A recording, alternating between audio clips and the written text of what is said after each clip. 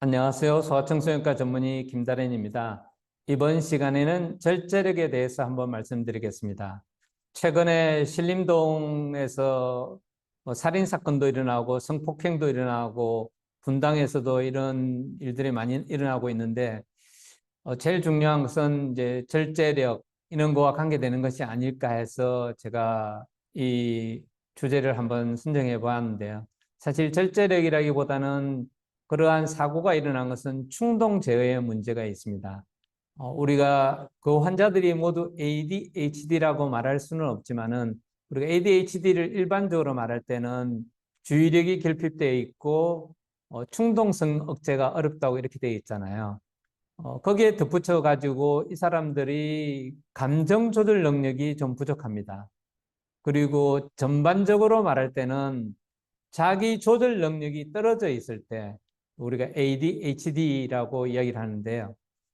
지금 범죄를 저지르는 사람들이 다 ADHD라고 말씀드리는 것은 아닙니다. 그 중에는 뭐 조현병이라는 사람들도 있을 거고 또는 우울증도 있을 거고 여러 가지 병력들이 있겠지만은 사실 우리가 살아가는 데 있어서 제일 중요한 것 중에 하나가 충동 조절을 잘할 수 있는 거거든요. 충동 조절은 보통 6세 때부터 성장하기 시작하고 보통 16세에서 25세가 되면 충동 조절이 어느 정도 이루어진다고 봅니다. 그것은 우리 뇌의 전두엽이라는 것이 그 역할을 하는데 오늘은 그것보다는 절제력이라는 면에서 좀 더 말씀드리도록 그렇게 하겠습니다. 판사의 딜레마라는 것이 있습니다. 우리가 판결을 하는 데 있어서 제일 중요한 것은 법과 원칙에 따라서 판결을 하라고 되어 있지만은 실제로 판사들의 판결이 과연 법과 원칙에 의해서 이루어지는가에 대해서 한번 생각해 볼 필요가 있다는 거죠. 물론 세상에 완벽한 사람들은 없습니다. 의사들도 마찬가지입니다. 의사가 완벽하다 그러면 환자들은 모두 다 치료를 잘 받고 수술을 잘 받아야 되겠지만은 세상에 그런 사람은 없잖아요. 마찬가지로 판사들도 마찬가지일 거고 여러 가지 모든 직종들이 다 어려움들이 있고 완벽한 사람들은 없습니다. 그래서 판사들도 분명히 실수를 할 수가 있습니다.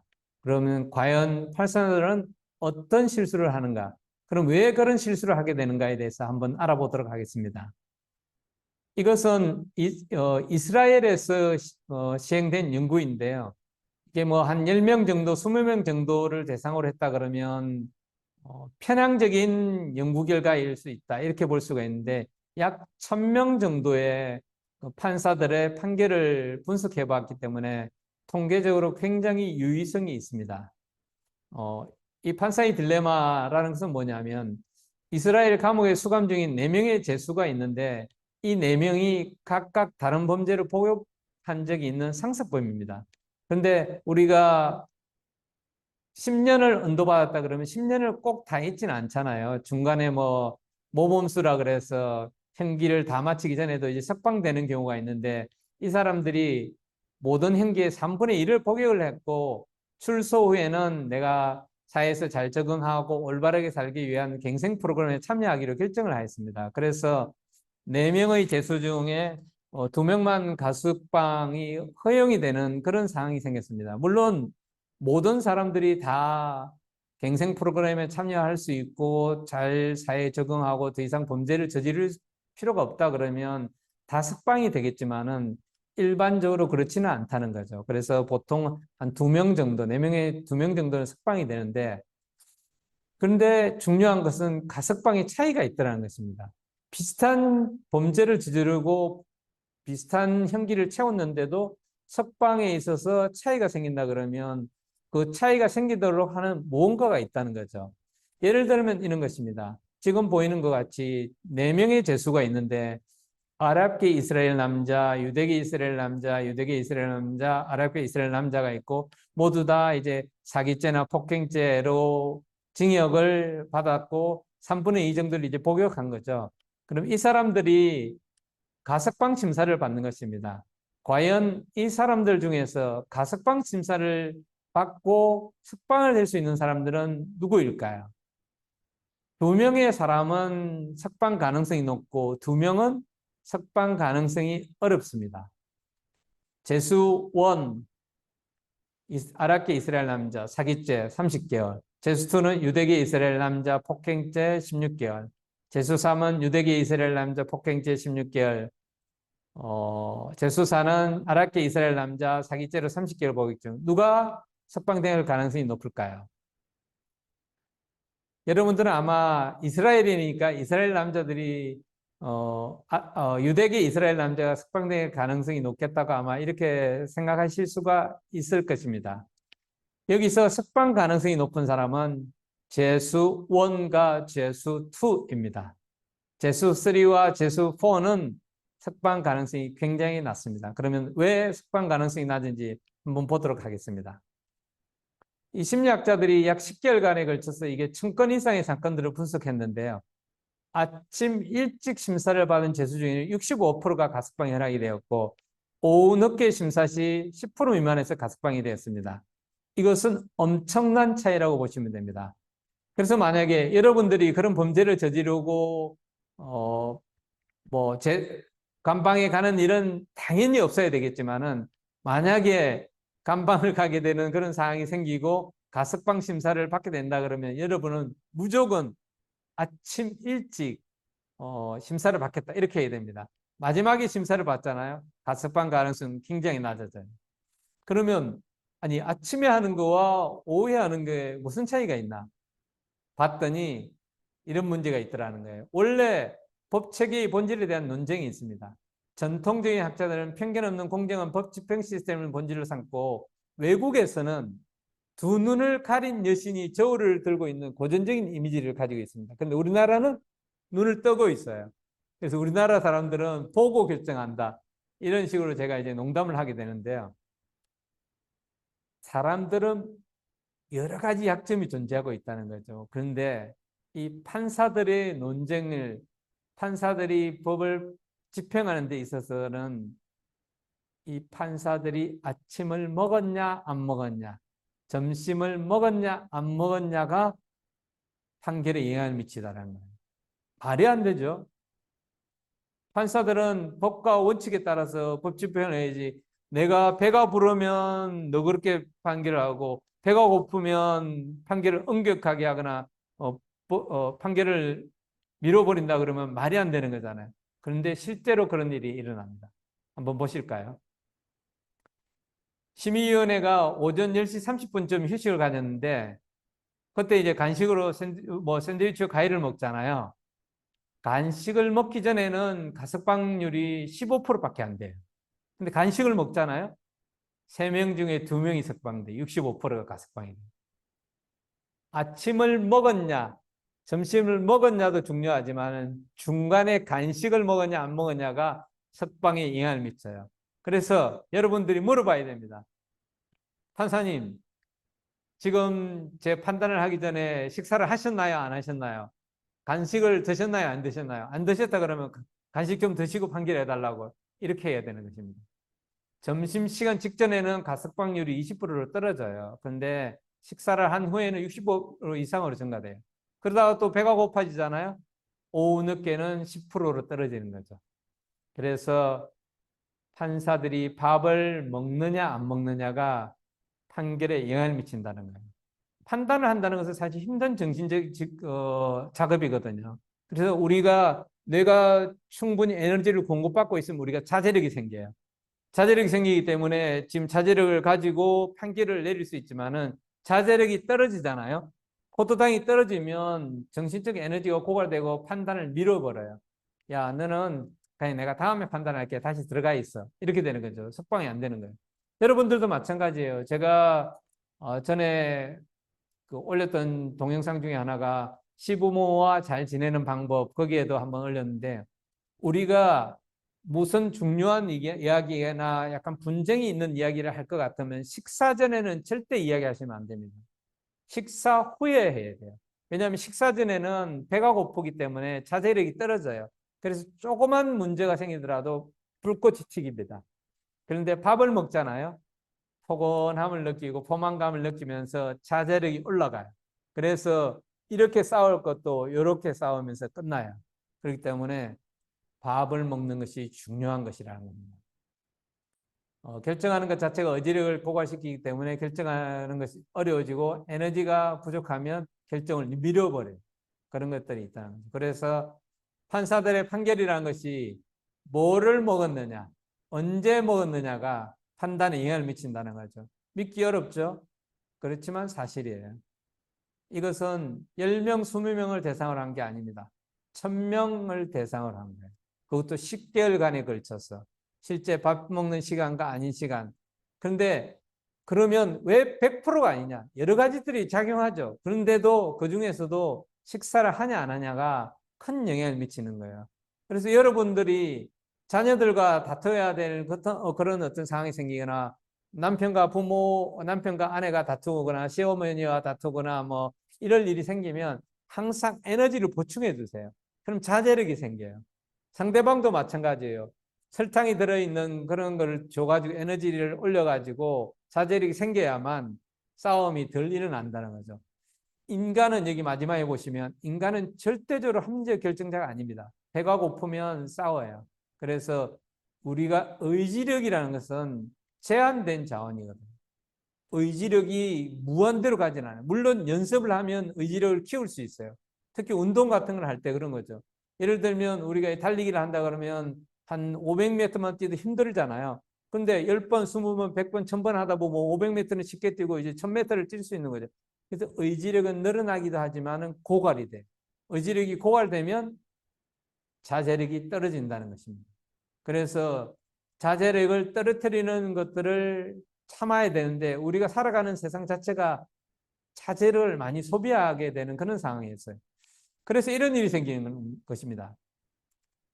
길고 고된 일과를 마치면 사람들은 흔히 부적절한 결정을 내려요. 저 같은 경우도 병원에서 힘든 일을 하고 가잖아요. 원래 저는 야식을 절대 안 먹는 사람입니다. 그런데 좀 힘들고 어려운 일이 있었고 스트레스를 많이 받았잖아요. 그럼 집에 가면 육포가 있으면 육포를 뜯어 먹어요. 그러니까 그런 것처럼 부적절한 결정을 많이 내릴 수 있어요. 실제로 의도했던 것보다 더 많이 텔레비전을 보거나 더 많은 음식을 먹게 돼요. 의지력은 훈련되기도 하고 고갈되기도 한다는 거예요. 실제로 이런 것도 있어요. 우리가 이제 슬픈 영화를 보잖아요. 슬픈 영화를 보면 어떻게 해야 돼요? 슬퍼해야 되잖아요. 그게 자연스러운 거잖아요. 근데 어떤 사람들한테는 슬픔을 그대로 표현하게 하고 어떤 사람들에게는 슬픔을 표현하지 못하고 억제하도록 했어요. 억제한다는 것은 자제력을 사용한다는 거잖아요. 그럴 경우에 슬픔을 표현한 사람과 슬픔을 표현하지 않도록 억제한 사람들한테 악력이 있잖아요. 이거를 잡고 얼마나 오랫동안 버티는가를 하잖아요. 그러면 슬픈 영화를 봤을 때 슬픈 영화를 보고도 자제를 억제하라고 했던 사람들은 자제력이 이미 사용되어 버리기 때문에 이 악력기를 잡고 있는 시간이 짧아져요.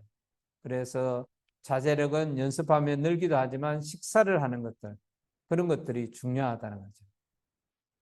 그리고 제가 이제 사람들한테 항상 이야기할 때 식사는 규칙적으로 하라고 합니다. 식사를 규칙적으로 하지 않고 참잖아요. 그러면 문제가 폭식을 하게 돼요. 여기도 이 사람이 그냥 하나, 두 개만 먹으면 될 거예요. 여기도 하나, 두 개만 먹어도 될 거예요. 그리고 여기도 하나, 두 개만 먹으면 될 거란 말이에요. 근데 지나가면서 참아요. 계속 참다 보면 자제력이 떨어져요. 그러면 총 6개만 먹을 수 있는 거를 한 10개 정도 먹어버리는 거예요. 그래서 폭식을 하게 되는 거죠. 그래서 배가 고프면 안 된다는 거예요. 일단 배가 고프면 폭식을 하게 될 가능성이 높아져요. 그리고 두 번째는 자제력이 떨어져요. 자제력이 떨어지면 감정 표출이 그대로 일어나고 다른 사람과 다툴 여지가 많아지는 거죠. 그래서 자제력을 유지하기 위해서는 밥을 먹어야 된다는 거죠. 자제력이 고갈되면 다이어트로부터 일탈, 한꺼번에 많이 먹게 되는 거죠. 충동 구매를 하게 되는 거예요.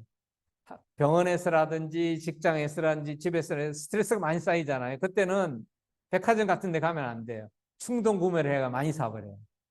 그리고 자극에 과도한 반응을 해요.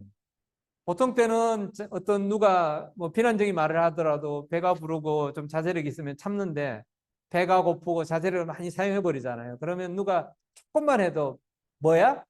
이러면서 팍 튀어나오게 되는 거죠. 그리고 문제 해결 능력도 떨어지게 돼요. 사람들이 성공하기 위한 요인이 뭐냐라고 이야기를 하면 지적 능력이 제일 중요하다고 이야기해요. 물론 이제 그렇지 않은 사람들도 있어요. 어떤 사람은 지적 능력, 어떤 사람은 키, 어떤 사람은 언변 이런 식으로 여러 가지를 이야기할 수 있잖아요. 일반적으로 보면 어떤 사람이 성공하기 위해서는 지적 능력이 좋아야 된다. 이렇게 말을 한단 말이에요. 그러면 만약에 어떤 사람이 성공을 하지 못했다면 뭐 때문에 실패한 거죠? 지적 능력이 떨어져야 실패한 거잖아요. 그런데 사람들이 그렇게 이야기를 하지 않아요. 어떤 사람이 무언가를 했다가 떨어졌다 그러면 뭐 때문에 실패했냐? 제일 첫 번째로 말하는 것은 절제력이 떨어졌다. 자제력이 떨어졌다. 이런 식으로 이야기해요. 실제로 그러니까 우리가 인생을 살아가는 데 있어서 자기 절제는 굉장히 중요한 것이라는 거죠. 마시멜로 테스트라는 것도 그런 거예요. 뭐 여러분들 다 아시잖아요. 마시멜로를 앞에 두고 그를 애들이 얼마나 기다리냐. 10초 만에 마시멜로를 먹는 애들도 있고 15초 정도 기다리는 애들도 있고 15분 기다리는 애들도 있고 그러잖아요. 근데 오래 기다린 애들일수록 절제력이 있고 그런 아이들이 나중에 커서 뭐 흡연을 한다든지 술을 마신다든지 마약을 한다든지 그런 것들을 덜 하더라는 거예요. 범죄도 덜 저지르고 이런 아이들이 시험을 보게 되면 우리나라의 수능 점수 같은 거죠. 그러니까 자제력이 떨어진 애들보다 자제력이 있던 애들이 점수가 200점이나 더 높다는 거예요. 그러니까 아이들에게 자제력을 키워주는 것이 얼마나 중요하다는 걸 알 수가 있는 거죠. 만 4세 때의 자제력을 보면서도 이렇게 알 수가 있다는 거예요. 물론 만 4세 때 자제력이 있던 애들이 다 자제력이 유지되는 것은 아니지만 대부분 평균적으로 유지가 된다라는 거죠. 그래서 우리 뇌에도 보면 이 앞에 있는 뇌가 그 전전두엽이라고 하거든요. 전전두엽에도 보면 좌측에 있는 전전두엽이 있고 우측에 있는 전전두엽이 있는데 우측에 있는 전전두엽이 사춘기가 되는 그 시기에 많이 커져요. 그것은 사춘기를 지나면서 아이들이 충동 억제를 할 수 있는 자제력을 가지고 있는 절제력을 할 수 있는 능력이 커진다는 거죠. 근데 그때 충동 조절을 못하고 그러면 범죄에 빠져들고 그럴 가능성이 높아지는 거죠. 이거는 그냥 넘어가고요. 그래서 우리가 이런 음식을 앞에 두고 맛있는 음식을 두고 먹지 않도록 보여주지만은 안 먹게 하잖아요. 그처럼 자제력이 떨어지고 다른 문제 해결 능력이 떨어져요. 그런데 여러분들 앞에 이렇게 맛없는 무를 두잖아요. 이 똑같은 무인데 이 서양 무죠. 이런 걸 앞에 두고는 사실 먹고 싶지 않잖아요. 뭐 굳이 자제력을 쓸 필요 없죠. 그럼 문제 해결 능력이 오히려 이 사람들보다는 더 높아지게 되는 거죠. 지금 아동들도 마찬가지입니다. 애들에게 아침 식사를 하지 말고 학교로 오라고 했어요. 그런데 얘네들이 아침 식사를 하지 않고 오니까 자제력이 떨어지고 수업에 집중을 못 하더라는 거예요. 그래서 애들에게 밥을 아침을 먹이는 게 중요해요. 저는 그게 이해가 안 돼요. 저는 특별한 일이 아니면 지금까지 아침을 그런 적이 없어요. 아침 9시에 시험을 보잖아요. 8시에 밥 먹고 가면 소화기관 쪽으로 피가 많이 가기 때문에 집중력이 떨어지고 시험을 못 볼 수 있어요. 그러면 6시에 일어나가지고 7시에 밥을 먹고라도 가요. 아침에 밥을 먹어야 자제력이 생기고 집중력이 생기는 거예요. 근데 애들한테 밥을 안 먹여봐요. 그럼 집중력도 떨어지고 수업 능력도 떨어질 거잖아요. 근데 애들한테 간식을 주잖아요. 간식을 주면 집중력이 늘어나고 애들이 수업을 잘하게 되는.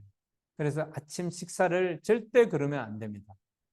레모네이드 같은 걸 줘도 마찬가지예요. 애들에게 게임을 하라 그런 거예요. 근데 이 게임이 어려운 거예요. 근데 어떤 애들에게는 레모네이드 속에 설탕을 주고 어떤 애들은 레모네이드 속에 설탕을 안 준 거죠. 그랬더니 설탕이 있는 애들은 막 어렵다고 투덜대지만은 계속 그래도 해요. 왜냐하면 설탕이 들어가가지고 에너지를 유지하니까. 그렇다고 설탕을 많이 먹어라 그 말은 아니에요.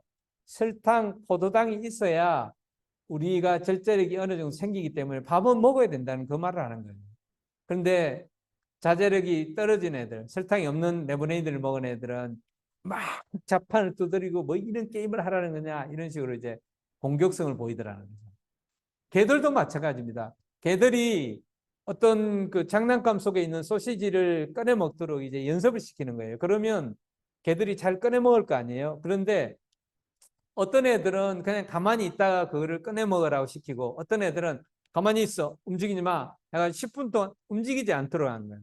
그러면 개가 10분 동안 움직이지 않으면 자제력이 필요하잖아요. 자제를 이미 써버렸어요. 그러니까 이게 장난감 속에 있는 소시지를 먹어야 되는데 그전에는 잘 먹었는데 이미 10분간 자제력을 써버렸어요.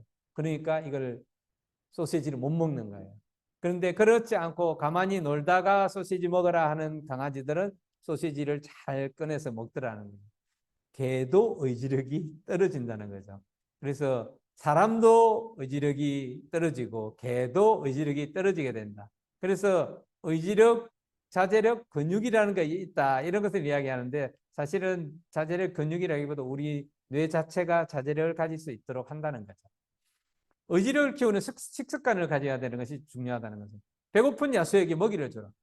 배고프면 야수가 되고 이리터블해지고 막 싸우고 감정이 폭발하고 과소비를 하고 충동적인 행동들을 할 수 있단 말이에요. 그래서 포도당 결핍이 되면 배우자가 괴물로 변할 수 있단 말이에요. 그래서 집에 있을 때 남편이 딱 들어오잖아요. 그러면 남편이 오늘 기분이 좋은지와 상관없이 일단 포도당이 들어있는 레모네이드라든지 주스를 주는 거예요. 그러면 포도당이 들어가지고 절제력이 생긴단 말이에요. 근데 포도당을 주지 않으면 들어오면서 컴플레인을 하면서 싸우고 그럴 수 있는 거죠. 그래서 아침 식사는 규칙적으로 하고 육체적, 정신적 스트레스가 많은 날 특히 규칙적으로 이제 하라는 거죠. 시험이나 중요한 회의 또는 프로젝트를 준비 중이라면 포도당 없이 시작하지 마라. 제가 이제 의대 다닐 때 뭐 저는 이제 밤새는 걸 그렇게 좋아하지 않지만은 밤을 새는 경우가 많단 말이에요. 그러면 항상 의대생들이 옆에 이제 포도당, 그러니까 뭐 초콜릿이라든지 사탕이라든지 음료수 이런 것들을 준비하고 이제 밤을 새는 거죠. 천천히 흡수되는 음식을 섭취하는 것이 좋습니다. 이게 흡수가 빨리 된다 그러면 왔다 갔다 하는 게 높아지기 때문에 막 성격이 좀 변화되고 절제력의 변화가 크게 돼요. 그런데 천천히 흡수되는 혈당 지수가 낮은 걸 이렇게 하면 전반적으로 절제력이 이제 높아진다는 거죠. 그리고 건강한 음식을 먹으면 월경 후 증후군이 있잖아요. 그런 것들도 정체가 보존되고 채소나 견과류, 사과, 블루베리 뭐 이런 것들을 먹는 것이 좋다는 것입니다. 필요할 때는 잠을 자라. 잠을 자지 않으면 공부를 못해요. 잠을 자지 못하면 당뇨가 생길 수 있어요. 잠을 자지 못하면 절제력을 잃어요. 그래서 하루에 8시간 이상 자는 것이 중요합니다. 수면 결핍을 경험하면서 공부 잘하는 사람은 있을 수 없어요. 사당 오락 절대로 틀린 말입니다. 하루 8시간 이상 자야 됩니다. 수면 부족 시 비도덕적 행위의 가능성이 증가됩니다. 성공의 요인은 자제력과 지적 능력 이런 것들 여러 가지가 다 필요한 것이고 자제력과 충동 욕망 중에 선택하라면 우리는 욕망 충동을 선택할 수 있지만 다른 사람들은 자제력을 갖기를 원해야 돼요. 나는 내가 하고 싶은 걸 할 수 있는 게 좋잖아야 물론 자제력을 갖춰야 되지만은 다른 사람들은 욕망과 충동을 가지고 제가 자제력을 가지고 있잖아요. 그러면 다른 사람들에 의해서 나는 못 살게 돼요. 충동적으로 행동하는 사람들. 요번에 이제 사건들이 많이 일어나잖아요. 뭐 분당, 신림동 이런 사람들은 자제력이 떨어지고 충동적인 행동들을 하는 거죠. 요번에 신림동에서 이제 성폭행이 일어나고 그것으로 이제 성폭행 당한 사람이 사망했잖아요.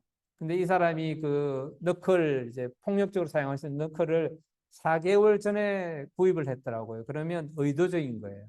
그런데 대낮에 그런 행동을 했다? 그러면 충동성, 자제력 이런 것이 문제가 있다는 거예요. 물론 그 사람이 우울증이 있다 그러지만 우울증하고는 아무 상관없어요. 우울증과 그런 충동성하고는 좀 다른 문제라고 봐야 되거든요. 반항적인 행동을 하는 거는 관계될 수가 있지만은 어쨌든 충동적인 거 그런 것을 억제하기 위해서는 어렸을 때부터 연습을 해야 된다는 거죠. 이건 시간이 없으니까 그냥 넘어가도록 하고요. 이것도 넘어가고 할로윈 실험이 있는데요. 할로윈 실험 날 이제 애들에게 사탕을 가져가라고 이렇게 이야기하는데 애들이 들어와서 사탕을 가져갈 때 사탕을 하나씩 주어야 되잖아요. 그런데 이 집에 있는 사람이 나 전화가 왔는데 너가 가져가고 싶은 만큼 가져가 하나만 가져가 이렇게 하잖아요. 전화 받고 다른 데로 가잖아요. 그럼 애들이 보통 하나가 아니라 여러 개를 가져가요. 그런데 그 앞에 뭔가를 설치해 놓은 애들이 한 개, 두 개를 가져가요. 뭘까요? 그것은 거울입니다. 거울을 설치하면 그 거울을 통해서 나를 느끼고 자아를. 그러니까 여러분들의 아이들의 방에도 거울을 설치해 두는 것이 좋습니다. 거울이 있으면 거울을 통해서 나의 하는 모습들이 보여요. 그러면 내가 게임을 하고 있다가 내가 지금 게임을 하고 있구나. 내가 게임을 좀 절제해야지. 스마트폰을 통해서 뭐 텍스트 메시지를 보내는 뭐 카톡을 한다든지 여러 가지 게임을 하다가도 거울을 보면 이제 행동을 달라지는 거죠. 그렇기 위해서 우리가 자아 인식을 위해서는 거울을 통해서 이렇게 보는 경향들이 많습니다. 깨끗함을 유지하는 것도 자기 절제와 중요해요. 애들이 자기 절제가 안 되는 것 중에서 방이 지저분하면 자기 절제가 안 돼요. 지저분한가 하고 정돈이 안 된가 하고는 약간 다른 의미가 있을 수는 있습니다. 그러니까 정돈이 좀 덜 돼 있지만은 어디에 무언가가 있는지를 다 아는 사람들이 있어요. 그런데 그런 것도 모르고 지저분하게 돼 있잖아요. 그러면 자기 절제력이 많이 떨어져요. 실제로 정돈이 잘 안 된 것 자체도 자기 절제력이 떨어집니다. 자기 절제력이 떨어진 애들 같은 경우는 사탕과 당분 같은 걸 추구하는 경향이 있고, 자기 절제력이 있는 사람들은 사과나 우유를 선택하는 그런 경향이 있어요.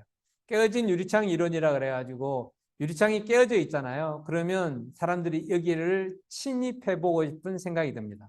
들어가서 무언가를 훔쳐가게 돼요. 그런데 유리창이 깨끗하잖아요. 그러면 자기 절제를 유지하고 여기 안 들어가요. 사람이 살고 있다. 이런 식으로 생각되는 거죠. 그러니까 자기 자신을 위해서도, 자기 절제를 위해서도 방이 깨끗하고 정돈되어야 되지만 타인을 위해서도 침범하지 못하게 하기 위해서는 깨끗하게 되어야 된다는 거죠. 그래서 깨끗한 깨어진 창문 이론이라는 것이 그런 것이고요. 절제력을 키우는 방법은 이런 것이 있을 수가 있습니다. 바른 자세로 앉기. 이렇게 바른 자세로 앉는 것이 절제력을 키우는 데 있어서 중요해요. 그래서 밥상머리 교육 그런 말도 하잖아요. 요번에 뭐 윤석열 대통령 같은 경우도 밥상머리 교육을 받았다가 이제 그런 이야기를 하더라고요. 뭐 부친이 돌아가셨잖아요. 그런 거. 그러니까 부모들이 어떻게 자식들을 키우느냐 하는 것이 중요한 거죠. 그리고 정확한 문장으로 말하기. 뭐 간단하게 말하고 뭐 안습 이런 말 쓰잖아요. 뭐 우리가 뭐 알아듣기 힘든 yor라 졸라 뭐 이런 걸 써기보다는 정확한 언어를 쓰도록 하는 거죠. 그리고 욕하지 않기. 애들이 욕을 달고서 하잖아요. 그러면 자기 절제력이 떨어져요. 단축 언어로 말하지 않기. 완전한 문장어로 말하기. 정서를 명명하기. 이거는 뭐냐면 내가 화가 났다 그러면 이런 것보다는 엄마 제가 이런 것 때문에 화가 났어요. 제가 이런 것 때문에 슬퍼요. 이런 것 때문에 짜증이 나요. 이런 것처럼 구체적인 언어를 사용하다 보면 절제력이 생겨요. 그리고 평소에 사용하지 않는 손을 사용한다. 저는 이제 오른손잡이인데 왼손을 많이 사용하다 보면 절제력이 좀 생길 수 있다는 거죠. 그리고 주변 환경을 깨끗하게 하는 것도 도움이 될 수가 있습니다. 아까도 말씀드렸듯이 주변 환경이 깨끗하면 주변 환경이 깨끗하면 절제력이 생긴다고 이야기를 했잖아요. 그래서 이런 것들을 성취하기 위한 여러 가지 연습들을 하면 아이들의 절제력을 키울 수가 있습니다.